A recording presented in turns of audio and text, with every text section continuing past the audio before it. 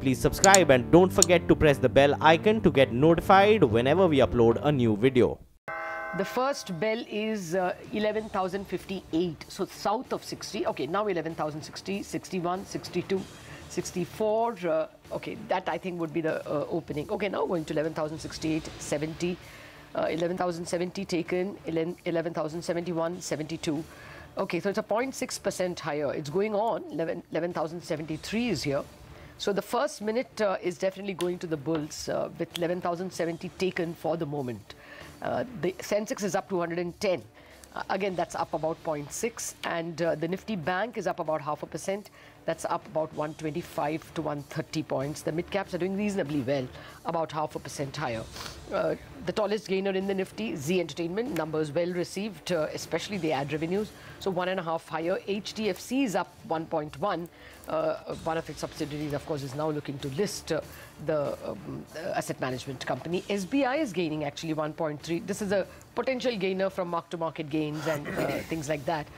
Asian Paints higher. Again, all these are crude derivatives. Asian Paints, BPCL, IOC are all higher. Reliance as well, higher by about 1%. Bazaar Auto, Indiabulls Housing, Ultratech Cement is starting higher, about 0.7. Let me see if there's anybody in the red brigade. A very small list, about 6 stocks. Bharti Infratel, Lupin, Bharti Airtel, HUL, Vedanta and TCS. But minor losses really, less than 0.5% in most cases. So a good beginning, but not emphatically breaking the resistance. Well, the stock that's really catching my eye is 8K Miles Software. Numbers look good. We need some more details on these numbers. The initial bits that I have, revenue growth of almost 60-odd%. Profit was at 205. That stock's up 10% right now. Nucleus Software is also up 2% higher. The other, the more prominent mid-cap IT names have started off a little soft, but they're gaining ground. So First Source is up. Let's see what NIIT Tech does ahead of its numbers. Some of the other result reactions were, of course, on your screen. So let's just go back to that screen if we can for a bit. Rallis India is responding pretty well to numbers. Syntex is up about 7.5%. Largely speaking, mid-cap results, at least so far this morning, looks okay. CRISIL is the one that's a little soft for the time being. The milk stocks are undoing some of yesterday's rally. Prabhat Dairy is now down 3-4%. So it's a bit of going back down with gravity. Ashok Leyland has started negative again. The stock is down 2%. We've been discussing this since yesterday. Quite a bit of the brokerage commentary that's come in is also talking about sluggishness in volumes, etc. So let's keep an eye out on this one stock. We're seeing some buying come through in, of course, the banks. So corporation about 9%, IOB 12%. This entire pocket. Everybody who's got money is very happy this morning. Andhra Bank 4.5%.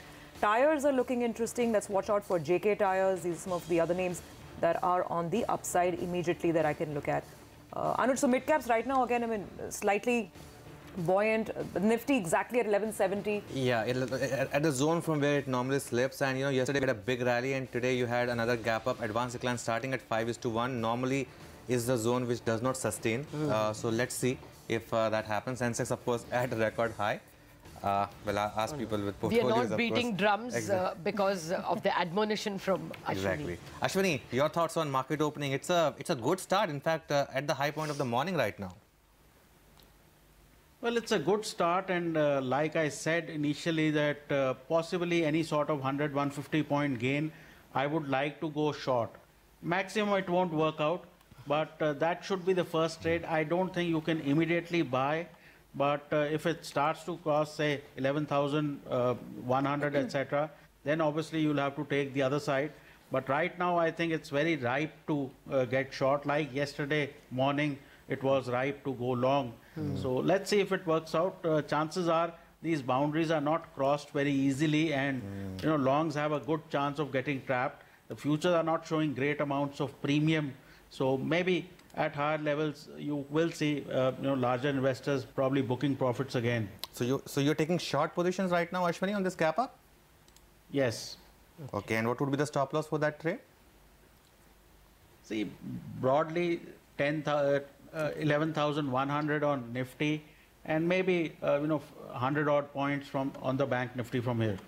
Okay, Sudarshan, your breakout trade number was 11,080. So at the moment, are you in a no trade zone? It is a no trade zone, and Lata, once it breaks above 11,080, we wait patiently for Nifty to stay there. If it stays there for an hour or so, then it's at least an intraday valid breakout. Okay. Anything else on your radar now? Yes, State Bank, which you already spoke about, is a buying opportunity, and Dr. Reddy's is a buy. Mitesh, what are you doing with this gap up, if anything at all right now? Yeah, Surabhi, I think booking profits and long positions, given the fact that 11,070, 80 broadly for me also is a level of resistance. So I think the first trade is to take some long position off the table, and let's see and wait. If we have momentum to follow through above these levels, then I think maybe get back into some more long. But for the time being, the idea is to exit and cut short here and take profits in your long positions. Okay, I tell you something. The mid-cap index is beginning to lose ground, and there's a good chance that you see more decline in some of the mid-cap. Just look at some of the stocks in, the first ticks. PTC, for example, that one has already in the red. Ashok Leyland is starting 3% lower. Of course, this whole de-rating of Ashok Leyland is after that story that we broke, from 135, 136 to 125, despite good numbers, is what you have on Ashok Leyland. Ashwini, it's been a remarkable stock for investors. From 170 to 125, though, has it presented another buying opportunity, again, for portfolio investors? See, basically, like I said yesterday, between 80 to 100 is a good zone for Ashok Leyland. If it gets there, I think from there the risk reward is very favorable. 20 bucks downside, 60, 70 on the upside. It's right now kind of stuck in the middle in terms of price. I think another 15, 20 bucks downside could happen here. I just wanted to point out some of the brokerage commentary, if we have that on Ashok Leyland. This is what Sonia was highlighted. This was supposed to be a bumper quarter, obviously.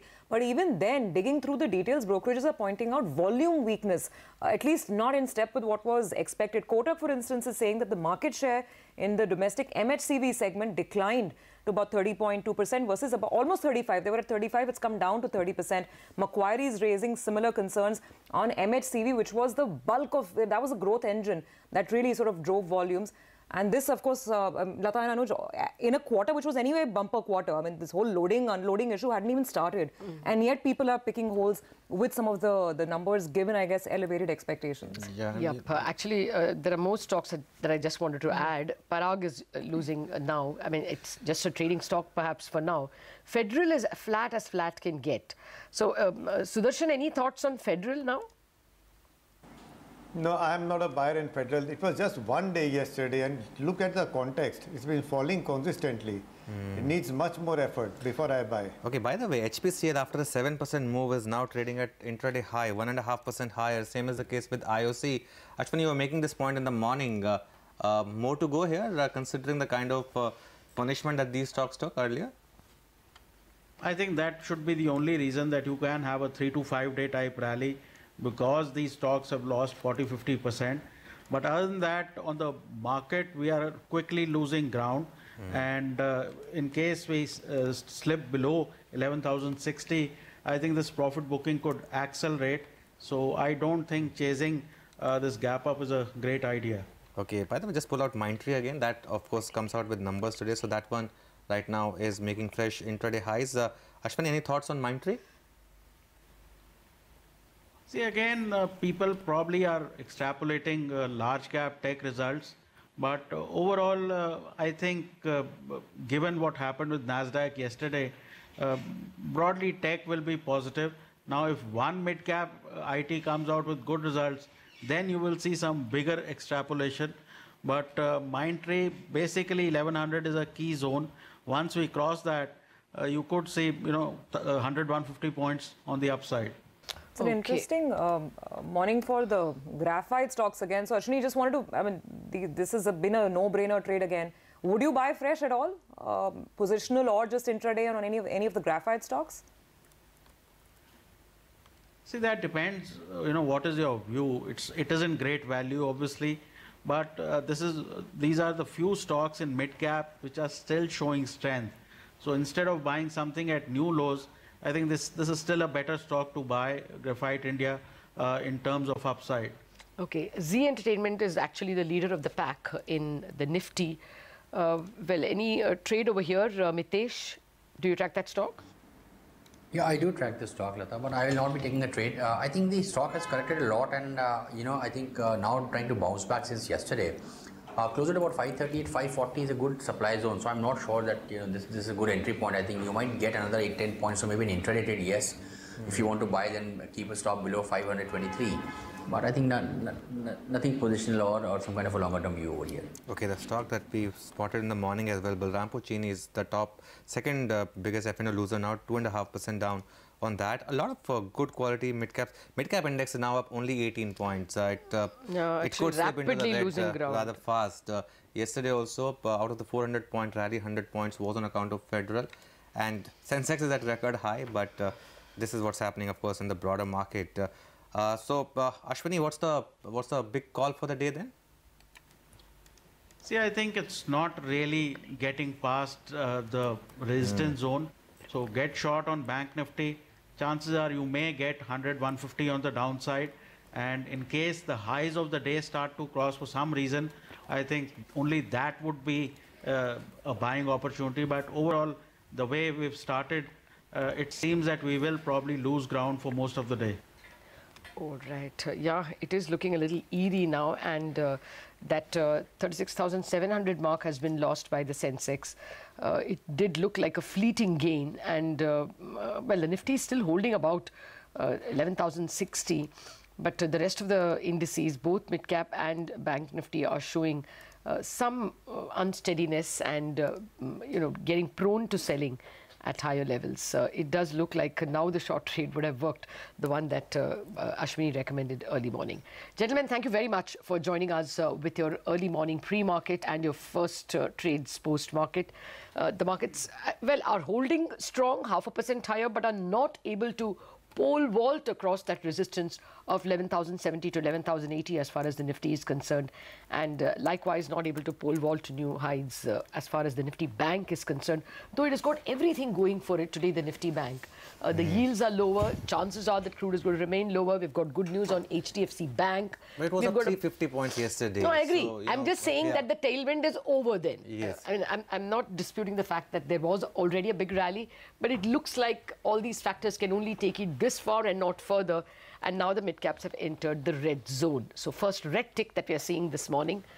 Mid-cap index down just a bit, about 4 points down, but nevertheless lost the early morning gains of about 0.5% higher. Well, I think we should let the markets relax a bit and listen to what brokerages have to say about the slightly medium term. Sonal Bhutra is here. She has made a summary of all the major brokerage notes this morning. Tell us, Sonal. Thanks a lot for that, Lata. Well, Citi has written on Glenmark, and they say that this is the only company to receive the approval for generic Welchol, both in tablet and suspension form. And this particular drug could contribute around to $10 to $12 million in FY19 for this company. However, they maintain a neutral call with a target price of $640 per share for the company. Citi has also written on Shriram Transport, and they maintain a buy call with a target price of 1,580 rupees per share. They say that gross NPA may decline from 9.15% to 8% by end of March 2019, and the company is also expecting a decline in the credit cost by FY19. Morgan Stanley has written on Tata Motors. They have an equal weight call with a target of 339 rupees. They think that the JLR margins, they'll be coming at 10.2%, down 330 basis points on a quarter-on-quarter basis. However, India business may report an improvement in margin to around 8.3%, and that is some positive commentary coming in from Morgan Stanley. Macquarie has written on the automobile sector. They say that they have an underperform rating on Ashok Leyland and an outperform rating on Tata Motors. Back to you. Okay, Sonal, thanks a lot for that. The market's losing ground fast, actually.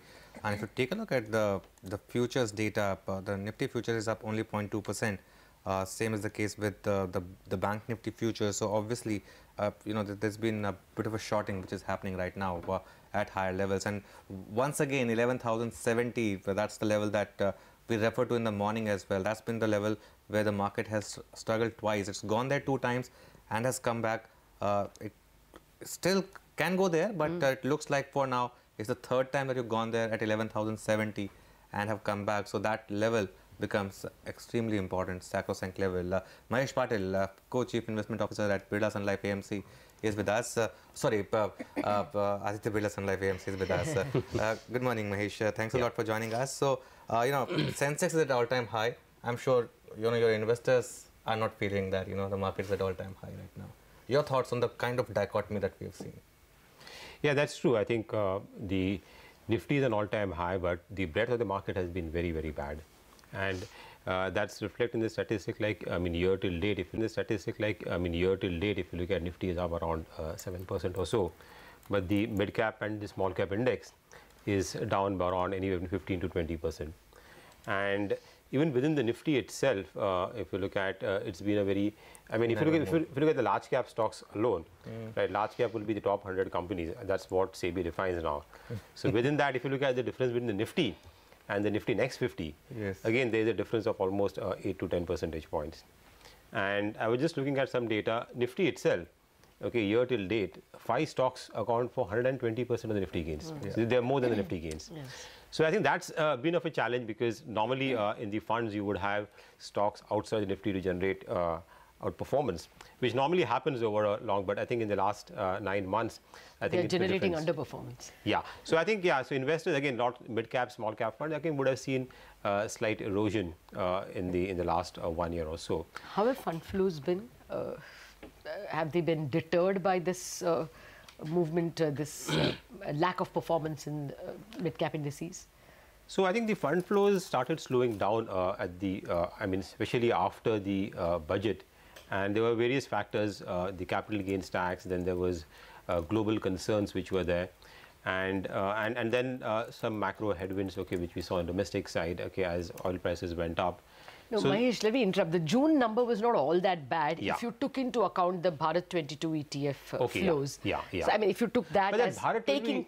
That Bharat 22 ETF is not actual genuine investment, right? It's one-off. A lot of the money which came into the Bharat 22 were actually people just paying the arbitrage over there.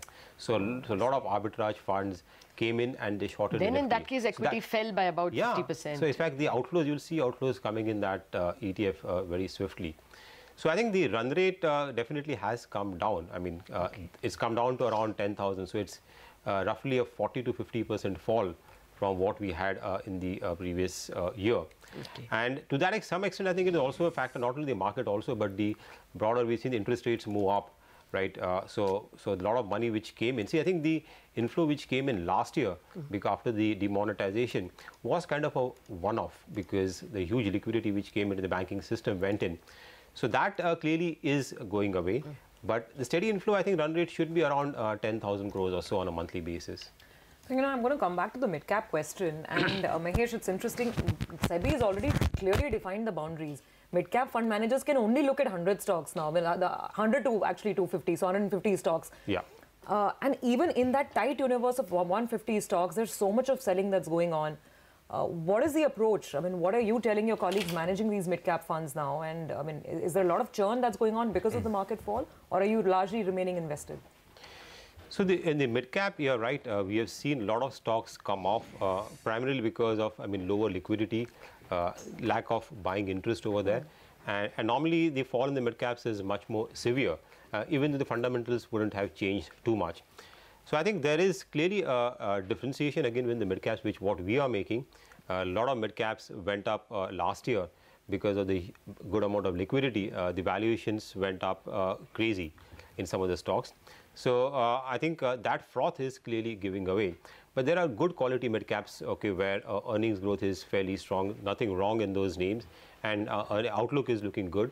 So I think those stocks also would have corrected in this carnage what we have seen.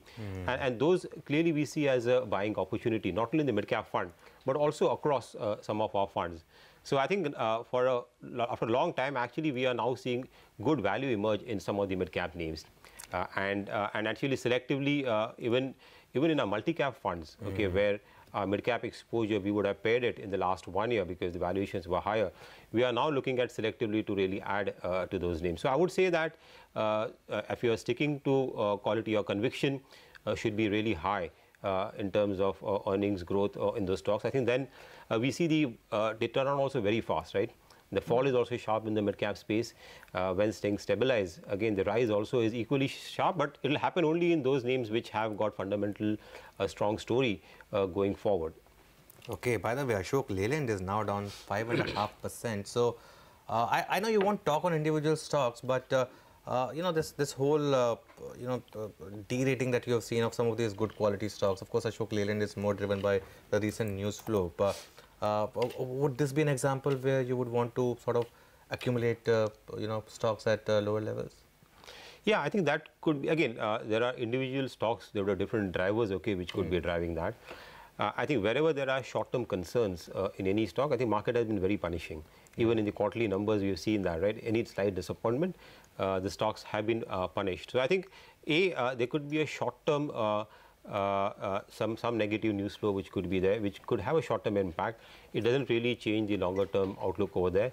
Clearly, in those stocks, if there is a correction because of slight disappointment in the quarter, I think that's clearly a buying opportunity in those names. As long as the medium next 1 or 2 year outlook remains fairly strong, because we've seen that even in this market also, wherever stocks have got beaten down, and the companies have reported stable or good earnings. A surprise that stocks have also bounced back equally fast. We saw that yesterday in one of the banks, right? Yes. The stock, it was beaten down and the numbers were fairly okay or slightly better than expectations, and there was a sharp bounce. So I think we need to really this time distinguish between the your high conviction bets. I mean, at least within our team also, we are sitting down and really focusing on companies, okay, where there is a high conviction by the analyst in terms of the future. Because I think, clearly, I think focus, earnings growth analysis is going to be very critical for the stocks to outperform from here. It can't be just based on news flow. Now, speaking of earnings, your reading of the way market reacted to HUL and then the general call on consumer, nothing wrong with numbers, fantastic margin improvement, good volume growth. The stock chose to sort of, pass it off as already priced in. Was that a one-off, or do you think consumer as a universe is susceptible to a similar reaction because of elevated expectations and valuations? Again, I mean, a stock like HUL will be a classic, one of those 5 stocks, okay, in the Nifty, okay, which has done very well. And the valuations there had gone, I mean, well above the long-term average. It could be 2 standard deviations above the long-term average.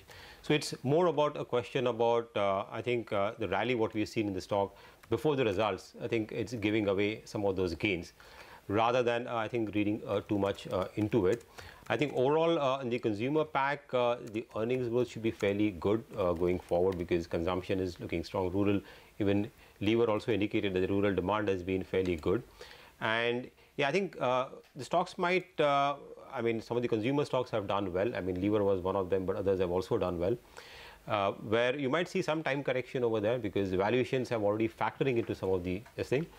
And if at all there is a broader concern in the market, I think normally these stocks tend to hold on pretty well in that kind of environment. No, Mahesh, HUL did report 12%, but that was on a zero-base growth the previous quarter. Ashok Leyland, people are now complaining, brokerage reports are now complaining that there is a loss in market share. Overall, I mean, it's not a great deal of results that have come, but from what has come, are you having a conviction that this is one of those great V-shaped years? No, it's not going to be a V-shaped year, but clearly I think the earnings growth is starting to show up across the sectors. So you're going with 20 Yeah, so we are going at around 18% kind of a number for this year, which again, this quarter the base is also very favorable. So the numbers might look very good in certain cases, like you mentioned in case of Lever. That's not the actual. That's why we are looking at growth on a 2-year basis. So you look at FY18 vis-a-vis FY16 or not 17, and that will be good indication in terms of what kind of a growth traction you are seeing in those names. But by and large, I think the numbers should be fairly good in this year, and across sectors. I mean, we've seen auto numbers have been fairly good. Consumption is looking up. Even banking and financials, the private banks, NBFCs, there was some concern, but the numbers, I think, there should be also fairly strong. Metals, despite some correction in the metal stocks, we haven't seen too much of price correction over this. That should also be fine. IT numbers, which came in, which TCS reported again, was fairly, I mean, good than, slightly better than expectation. So I think we are fairly okay. We're not seeing any big V-shaped recovery, but clearly the trajectory is improving from what we have seen in the past few years. You know, on banks, I just had a question. Of course, the entire market is sort of very focused on private sector banks, largely retail focused. Is there a case to look at corporate lenders? And I'm not talking about PSU banks as an overall universe, but maybe stocks like Axis, just to give examples. I know we're not discussing stocks because of what Federal said yesterday. the fall in slippages was very significant on the corporate side of Federal's book. The loan growth has been very good across the board. Loan growth seems to be picking up even on the corporate side. So therefore, is there a case to look at corporate lenders that have been completely untouched for the last 1 year or more? The corporate lenders, again, we have been looking at those names. I think if one is willing to overlook this year, because this year, again, you'll see a lot of cleanup happen. It has been recognized, but on the P&L, provisionings could be higher for a lot of these private banks, and they will use this opportunity to clean the books. Even India also would necessitate banks to take a hit. It might be done at the balance sheet level rather than the P&L. So I think if you are willing to overlook this fiscal year and take a slightly 3-year view, I think some of the corporate banks, private corporate banks, could be an interesting place to look at. I think the whole corporate cycle, credit cycle, has kind of peaked out. Credit growth in the corporate side is still a bit sluggish, but I think the way we are also seeing that the capex cycle is slowly starting to pick up. It's still early days, capacity utilizations are moving up. So if that kicks in a year down the line, I think you should see the corporate book also starting to grow. And with the provisions and the NPAs behind, as slippages start to come down, I think you should see better earnings growth and ROE improvement for the corporate banks, which could make them a good case to look at from a slightly longer term perspective. A very quick numerical question. Your sectoral breakup, of course, I think this comes with a 1 month lag, is banking and financial 32%, autos 9.3%, technology 8.4%, oil and gas 7.4%. Which may you reduce, which may you increase? Okay, so that's a tough question. Again, it will be driven more by stock specific. Again, okay, like just to give an example, within oil and gas also, we have seen a large divergence over there, right? I mean, we have seen some of the leading names like Lance do very well, and the oil marketing companies has been doing well. In banking and financial itself, okay, you look at the divergence between the private banks, the corporate banks, the PSU banks, the NBFC. So I think it will be more stock specific, and that's how we are going to trade this market in this fiscal year. Fair point. Thank you very much, Mahesh Patil, for joining us with your thoughts this morning. Cautious comment on earnings, good, but let's not get carried away. We'll wait for more. Now let's look at the big issue that has dominated the automobile mind space over the last 48 hours.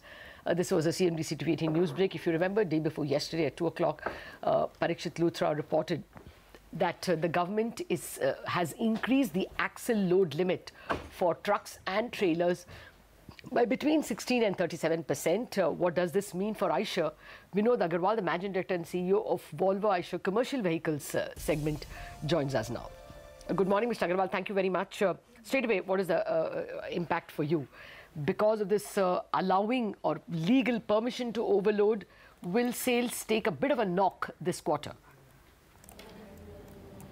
No, as far as VECV is concerned, I think first of all, it doesn't impact the light and medium duty trucks.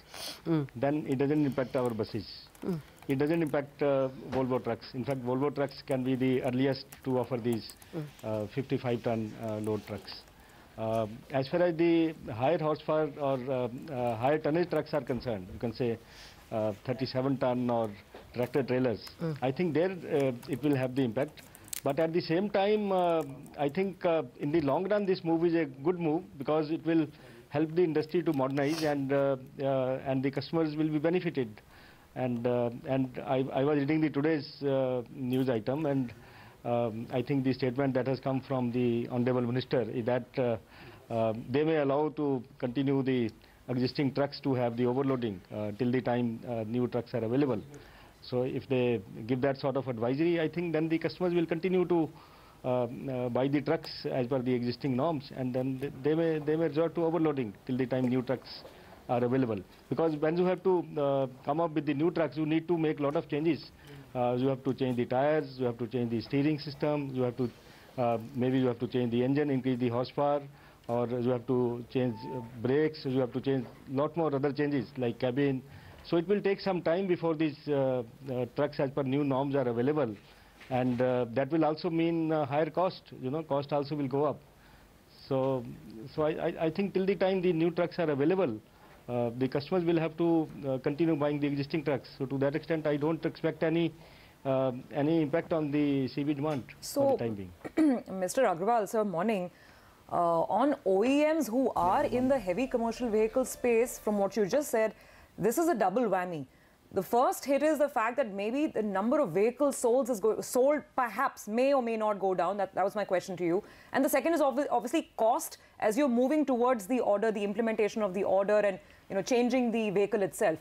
On the first point, is there a real threat of a fall in volumes? Because the counter that we've heard is that made official on paper, so it shouldn't impact volume. Does that hold? No. As far as overloading is concerned, as you would have seen in the past few months, we had also been saying that overloading had come down significantly, and as a result of that, the volumes were going up because there were a lot of overloading norm restrictions at the toll gates. Now you are basically saying that okay, continue doing the overloading till this new limit of the axle loads. So to that extent, maybe it may again restart to that extent. Okay. So there may be little bit impact, but at the same time, I would say since the overall demand itself is better, overall economy is doing well, and then there is a lot more push on the productivity because of various other factors.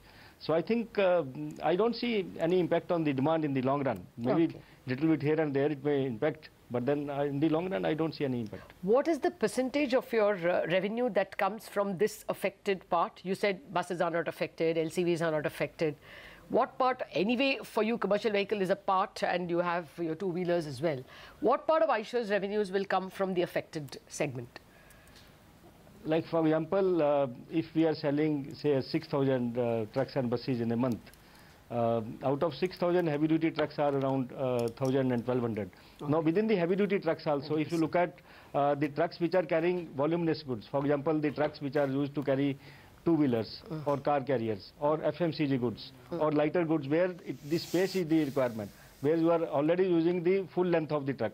Like, for example, if the full length is 32 feet cargo body, if you are already using that, for the lighter goods, there the loads don't matter. Okay. So those type of segments will continue to have the demand. So maybe around 50 to 60% of our sales come from those type of segments. Okay. And then of course, as I mentioned, even for a bigger vehicle like 37 ton or 49 ton, I think there may be some impact for the time being, but I don't see any major impact because if the government is going to issue the advisory that keep on buying these trucks and then do the overloading. Okay. The customers may resort to overloading, even though it's not a good thing, from the overall point of view. But then I think that's the practical view of it. Okay, then finally, before we let you go, you said that anyway, if the economy is growing, then all these shouldn't matter. Is it? Are you noticing that there is an uptick in demand if you smooth out all those GST and BS4 and other disruptions? Is there a seminal growth in demand? Demand growth we are experiencing very well. In fact, first quarter the growth in the industry, 5 ton and above, the growth was more than 60%. So the demand growth is there, and we were expecting a new peak in this current year, 18-19. But then with this new notification, there may be some little bit impact in the short term. But it doesn't impact the overall long-term story of the economy. So is it possible for you to put a number, a range to that demand, sir, for FY19? What do you think with this order? What could be volume growth range for this year for the industry as a whole? I would still feel that the volume should have the double-digit growth. All right, we'll leave it at that, sir. That's because as I mentioned, there will be, yeah. Okay. No. Good to hear that you expect double-digit growth despite these disruptions. Thank you very much, Mr. Agarwal, for joining us with your thoughts this morning. So it's a very small segment, maybe 10% of their commercial vehicles, which could face some near-term disruption. So, well, on the same note, you heard the management of Aisha Motors. And at 11:45 this morning, you can also get the first reaction from the management of Ashok Leyland. Gopal Mahadevan, CFO of the company, will detail their earnings as well as the impact of the new axle load norms. All right, right now we have to take a very quick break, but coming up on the other side, we have a conversation with Ramesh Swaminathan, CFO and ED of Lupin. He joins in next to talk about the UK MHRA's nod for their Goa facility. Stay tuned.